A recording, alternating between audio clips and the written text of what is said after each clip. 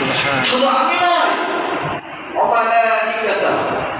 আমার ফেরেশতাগণ ও আমার এই নবী পিয়ারা নবী হুজুর পাক সাল্লাল্লাহু আলাইহি ওয়াসাল্লামের উপরে জিকির করবেন সুবহানাল্লাহ। আল্লাহ তাআলা বলেন, মা কানা মুহাম্মাদুন আবা আহাদিন মির রিজালিকুম ওয়ালাকিন রাসূলুল্লাহ ওয়া খাতামান নবিয়্যিন। আমি আমার যত নবী আছে নবীদের ভিতরে সবথেকে শ্রেষ্ঠ নবী, শ্রেষ্ঠ দামি নবী আমি আমার নবীকে বানিয়েছি, সৃষ্টি করেছি।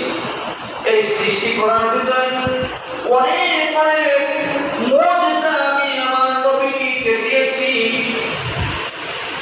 আরবিয়ান নবীকে আমি শুধু আমার নবীকে দেই নাই, আমার নবীর পিতা যিনি ছিলেন আব্দুল্লাহ, আমি আব্দুল্লাহকে এমন মুজিজা এমন কিছু আমি দিয়েছিলাম। মক্কা নগরীতে যখন আব্দুল্লাহ যেত তখন আব্দুল্লাহর নিচে মক্কা নগরীর যত মেয়ে ছিল, ছোট ছোট বাচ্চারা ছিল, তারা মক্কা নগরীতে আব্দুল্লাহর চেহারার ভিতরে এমন একটি নূর দেখতে পেত। ওই মক্কা নগরীর যত মেয়েরা ছিল, এই মক্কা নগরীর মেয়েরা আব্দুল্লাহর প্রেমে পড়ে যেত, আব্দুল্লাহর দিকে তাকাই থাকতো। তো মক্কা নগরীর মেয়েরা তার পিতাকে বলতো, আমাকে মক্কা নগরীর আব্দুল্লাহ আব্দুল মুত্তালিবের ছেলে আব্দুল্লাহর সাথে আমাদের বিবাহ প্রস্তাব করেন।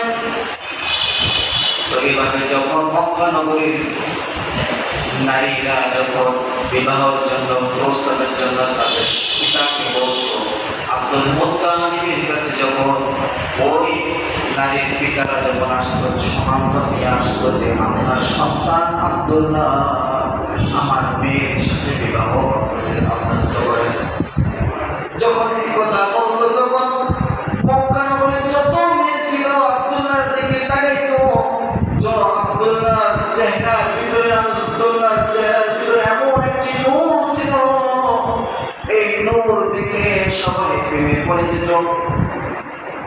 এই প্রেমে পড়ে যাওয়াটাই হলো যখন সবাই জানতে পারলো যে আব্দুল্লাহর চেহারার ভিতরে এমন